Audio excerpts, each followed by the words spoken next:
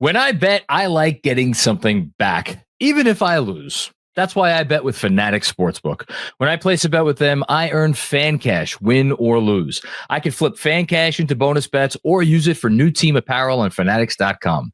Download the Fanatic Sportsbook app and let the fan cash flow. Gambling problem? Call 1-800-GAMBLER. Connecticut residents call 888-789-7777. Massachusetts residents call 800-327-5050. New York residents call 877-8-HOPE-NY. Maryland residents visit mdgamblinghelp.org.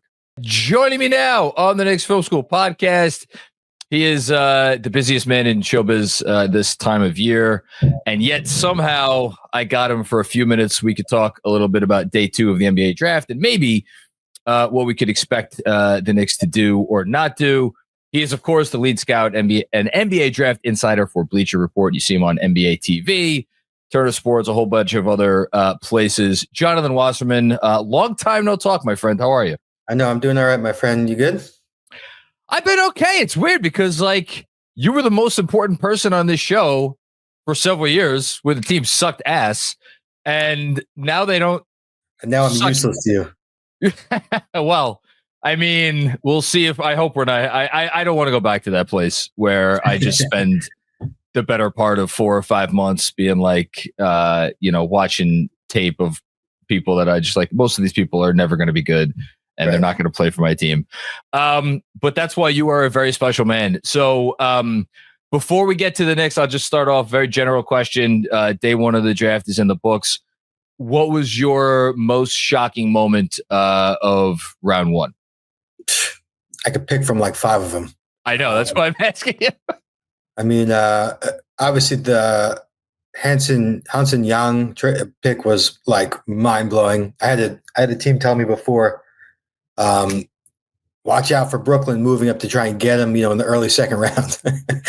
And, I think it was 16 to Portland, who already has like 14 centers. Right. And then, what else was crazy? I mean, the Pelicans, like I get what the Pelicans did, but to give up, that unprotected 2026 to get Derek Queen, and pair him with Jeremiah Fears. I know on paper that looks good, but like, you got none of these guys fit together with Zion, and it's just I don't like giving up that unprotected first rounder to move up a handful of spots. Atlanta moved back 10 spots, gets the guy I thought they were going to get at 13, and then they get a free pick next year. So that was big. What am I not getting with Misi already there? Or is there more to this than meets the eye? Because I thought they liked Misi.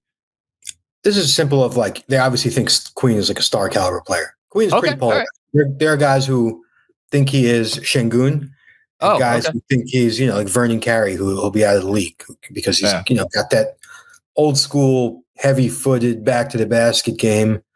But he's very skilled. And so, again, I got to say it every year, like, Yves Missi is not going to stop a team from taking a center, right? If you find a guy who you think is going to be a star player, you don't really give a shit who else is on your roster. That's extraordinarily fair. Okay. Let's get to the Knicks. As of now, they are picking 50th. There has been, I don't know about scuttlebutt, but people always speculate they may try to move up.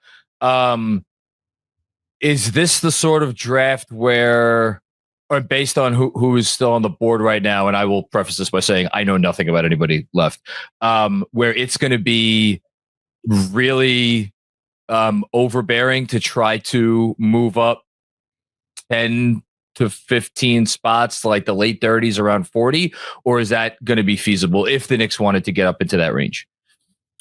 I think it's something they'd want to do. First off, because of NIL, so many guys went back, and the bottom half of the second round, I mean, you're fishing for guys who are went back to college, not to be clear. Yeah, guys who went back to college because of NIL, and so the bottom half of the second round are guys who probably haven't been at the NBA Combine, and they're just not typically in the draft conversation.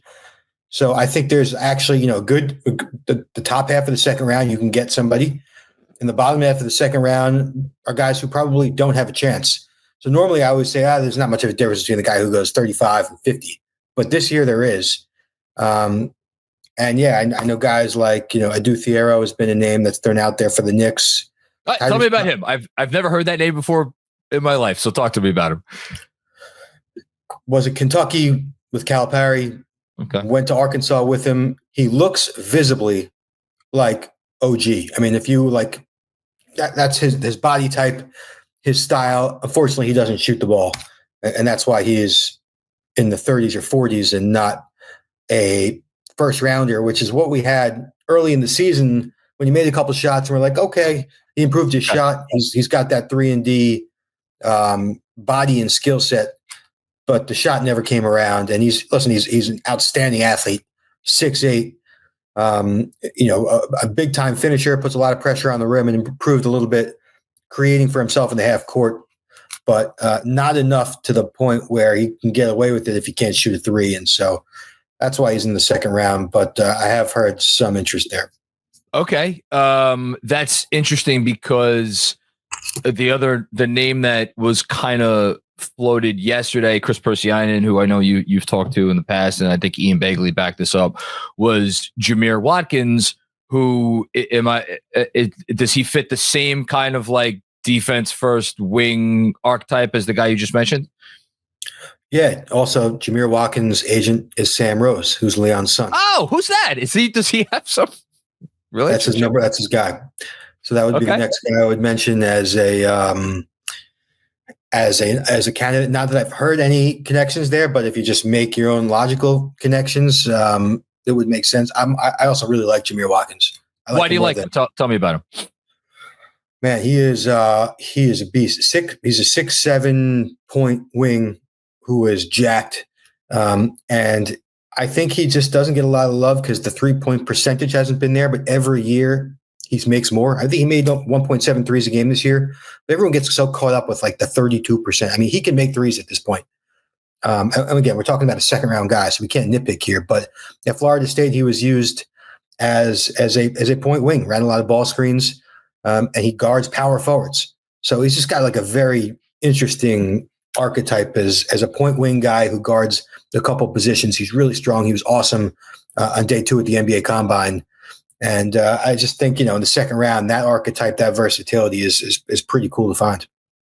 I'm like, it's a weird conversation to have because, again, we're talking about a second round pick. And if they can't move up, it's going to be a guy who, as you just said, is like, these are not typically guys who would maybe even normally get drafted. They have Jalen Brunson. They just drafted Tyler Kolek. And they still maybe will bring back Campaign. And like the point guard free agent market is like not terrible. So you'd think they would be set at the point or the lead ball handler, like Deuce is obviously here. They have Karl-Anthony Towns, Mitchell Robinson, Huck Porty. So like you would think that they're going to try to get a wing. Obviously, if it's a wing available in the second round, there's going to be something like fundamentally wrong. Like there's going to be some red flag, like big red flag about the wing. So do you like the idea of like, this guy has all this stuff right about him. It's just the one thing happens to be the shot. That's a bet you would make. Yeah. Okay. That's a bet I would make. By the way, I'm frozen on the screen. Am I frozen to you? You're frozen to me, but I can still hear you. And now you're frozen. So we're good. That was a bad frame to be frozen on. Yeah, all right. These guys are all flawed. They're second round picks. But you take what you can get in the second round and you hope you find a guy who gives you 15 minutes who does what he does. Right? You're not going to find a guy who is good at everything. And so like for a guy like Watkins, bring him in to bring some toughness for 15 minutes a game. Be physical, give you some secondary playmaking. And you pull him if he's not making any shots. But again, we're nitpicking in the second round here. Quick break to tell you about America's first ever USDA organic THC gummy. You know the words. Shout out to Cornbread. Yes, Cornbread, the source of your healthy happy hour. It's a natural and healthier way to experience a carefree moment. Cornbread's THC gummies offer a balanced sense of happiness and relaxation. Well, how do they achieve that balance? My favorite thing about Cornbread is it's just the right amount for me as someone who is not a regular user of these sorts of products, but still wants to get that relaxation without feeling anxious or paranoid like some other cannabis edibles, which is why Cornbread's 1-to-1 THC to CBD ratio is perfect for me. They have 10 milligrams of THC per gummy, which is just the right dose, and it gives me everything I need without any of the stuff that I don't want. If you are looking for a healthier way to enjoy a carefree moment, you have to give Cornbread Hemp a try. They have created the first ever USDA organic THC gummy that is 100% legal. As a special offer to Knicks Film School listeners, you can get 30% off your first order. Just visit cornbreadhemp.com/KFS and use promo code KFS at checkout. Again, that's cornbreadhemp.com/KFS and use code KFS for 30% off your first order. Cheers to a healthier happy hour. Okay, give me another guy or two who you're looking at again, and like maybe not the 50 range, but I'm assuming the Knicks, if they really like someone, they might move up. Who you have your eye on? I mean, Kobe Bryant is a popular name just because he's probably on paper, percentage wise, numbers wise across the board, the best shooter in the draft. Okay, so then I'm going to ask the obvious question: if he's the best shooter in the draft, why the hell is he still on the board? I don't know if he can guard anybody. Okay, that's an issue. Like, he's probably not going to put the ball on the floor at all. I mean, he's got the chance to be one of those like Steve Novak shooting specialists. There's no he'll bring you nothing else. So he'll probably hurt you if he's not making shots because of his defense. But like last year, he made 100 of 200 threes. I mean, good volume, 50%. This year, it fell off a little bit. He was the same amount of attempts, but 44%. And these are obviously not just stand around, catch and shoot. These are movement threes, a couple pull-ups. But he's 6'7", and every single jump shot looks the same, like robotic. And so I think he's got specialist potential. I did like a whole, I looked at guys who've taken as many threes, 800 career threes, and shot the percentage he shot. And there was only a handful of them, and the majority of them were guys like Sam Hauser and Jason Capono, like guys who found a way to be specialists. And I think, of course, you find something like that in the second round, that's a win. I mean, I'm looking at him. He's 6. Is this 6'7" accurate? In shoes, yeah. I think he was probably closer to 6'6" in socks.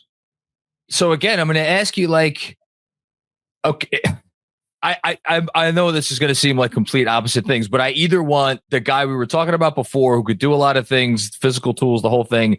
He just needs to learn how to shoot, or give me the knockdown shooter who it doesn't seem like anything else is there, but the shooting is going to be there. And if the guy's got some size, again, that seems like a bet that most teams would want to make, right? Yeah, I've used him as, anybody says, give me your second round sleepers. He's usually somebody I throw on that list. The number, just based on math, just based on the numbers, based on height, and based on percentages and sample size. It's not like he had one good season every year. He's lights out. And he's doing it he used to play at Dayton, but then he did it again this year at Kentucky, obviously against much stiffer competition. So that was pretty validating. Yeah, no, that is great to see. Okay. Couple more and I'm going to get you out of here. Is there one international draft and stash guy who you think could pay off in the long run? I asked people around the Knicks about a guy yesterday. They don't think he's going to be at 50. That's Bogoljub Markovic. Let me try to get that. Bogoljub. How could I forget Bogoljub? Of course, Bogoljub. You didn't name your kid Bogoljub? Isn't that a Bogoljub Macri over there? Listen, if we had a son, the son was going to be named Logan after the Marvel comic books character. So I'm not a great judge of like appropriate first names. Yeah. Yeah, no, he's 6'11", shoots 38% from three. His body does not look like an NBA player's. He looks like Pokusevski. Oh God, I was like, you got to go with Poco. Yeah. And I think there's questions about the translatability of the skills, and can he execute them with that skinny little body? There's not even an inch of muscle on him, but a skilled player. He played with Mega, who always produces pros. He's a guy who'll grab and go in the open floor. He's got good touch around the basket, a good passer. Like all the stats are there. The skill set is there. He just has, a body that you don't know if it could hold up in the NBA. But the Knicks don't think he's going to be there at 50. I'm not sure their level of interest in moving up for him, but he'll probably be. It sounds like he'll be one of the top 10 guys taken today. Okay. I'll end with this. It sounds like, you've talked to some people. You always have the best intel this time of year. Give me a prediction, whether it's they stay at 50 and draft this guy, they move up and they take this guy. What do you think, based on what you've heard, that the Knicks are going to do today? Or trade out, I guess. That's a possibility. Yeah, I don't think you trade out at 50. You might as well just take a swing there. I think if I had to put my money, I would say they're going to move up to either go for Thiero or for Watkins would be where I'd put my money. It would have to be like plus money, like plus 200, but sure. That would be the bet I'd make. And if they stuck at 50, a couple names I'll just throw out there. Sure. Kobe Sanders from Nevada, who I really like, is a big 6'9" wing who averaged 4.5 assists and is a pretty versatile shot maker. He's one of my favorite sleepers in the draft. And again, big, like you're saying, tall, shot making wing, versatile. Like, why is I always wonder about this stuff. He was the best player at Portsmouth. Usually, when you go to Portsmouth, which is for seniors only, Damian Dotson, right? Didn't Damian Dotson blow up at Portsmouth like a decade ago? Yeah. Every year there's a couple guys, and usually it's like, oh wow, then you get an invite to elite camp, which is before the NBA Combine. If you're good enough at elite camp, 5 guys get selected to the NBA Combine. He skipped elite camp. They sent him straight from Portsmouth. Oh wow, okay. To the NBA Combine, which I don't even know if that's ever happened before. That's how convincing he was. And honestly, he's the first guy I ever tweeted about for this entire season. Like the first game I watched. The first day of college basketball, when there's like 100 games, I was like, the one guy who popped to me that I didn't really know, he was a Cal Poly transfer. This kid, Kobe Sanders. He kind of hit under the radar for most of the year. And then he had this great weekend in Portsmouth. And then he showed up at the Combine and he got hurt. Or at least, apparently he got hurt. Okay. So he didn't really play there. But I think he put himself in the second round conversation and somebody who could be in the area of 50. And then there's a couple guys. I know you're talking about guards, but like Ryan Nembhard, who is Andrew Nembhard's brother, is probably going to be right there. And I think he's smaller. He's only around 6 foot. But I know sometimes you just want to bet on genes. Listen, man, I'll take an Nembhard after what that fucking guy has done to us. And this guy's the same type of guy, just a little bit. Small. He's obviously 6 foot is a red flag in today's world, but same type of player with the same type of like basketball IQ. So I don't know. To me, I take a chance at him at 50. And then Mark Sears is somebody from Alabama who is one of the best college basketball players in the country every single year. Also, on paper, he doesn't really make sense. He's a 6'1" scorer, but will still get you 4 assists a game. And one of those guys who can just take over in the NCAA tournament. And again, at 50, you take those type of swings. I'm all for it. I've already kept you for longer than I said I was going to. Not that anybody needs me to say it or to hear it on here, but because this is dropping in a little bit. Tell folks where they could see you, hear you, find you for the rest of the day, tomorrow, anything else you want to say. Yeah, I'll be live on the Bleacher Report app for the entire second round. I'll just say this. I'm getting text messages from people around the Knicks right now. It doesn't seem like there is give me a sec here. Sure, take your time. It doesn't feel like they have any feel. It's what I'm reading right now. There's no game plan. Doesn't sound like they're going to do they know exactly what they're going to do. It sounds like they're going to, based on the text I just got, play the night by ear. So it really means nothing. But no, there's no obvious plan here. I was hoping I was going to get that text before I got on, but of course I got it right. Totally fine. I appreciate you sharing it. But that's great. So I have to ask one more. Based on, is that an encouraging thing that they're like, hey, we're going to see what comes, or should I be discouraged as a fan that they don't have we want to do this type of thing? I'm just listening. I'm sure he's not giving me all the information of like who they're going to take. And if he did, I probably couldn't share it. But it is a pretty vague text. But it doesn't sound like they have like this is what we're trying to do tonight. It sounds like they probably have a handful of guys in the range at 50. And by the way, this is not Leon Rose texting me. So Leon Rose is the one, and I was going to ask, could you see if he wants to come on the pod? But I will. Right, it's so crazy. You talk to all these guys, and it really doesn't like. Yeah, some of them are important, but at the end of the day, they don't even know what the man at the top is doing or saying. You saw the Nets draft room; they had like 37 people high-fiving each other. It's like I did not think that there was that many people. Here's my. This is the best. This is one of my favorite stories of like how this all works. I remember I had a scout telling me I don't even want to say the player, but he's like, "Could you believe? I'm hearing that player X is rumored to go in the lottery," and I was like, "No way!" And then his team took that guy. like that's how little the people below don't exactly know the conversation is going on up top, especially like on the day of and stuff. So was it Anthony Bennett? That would have been I think.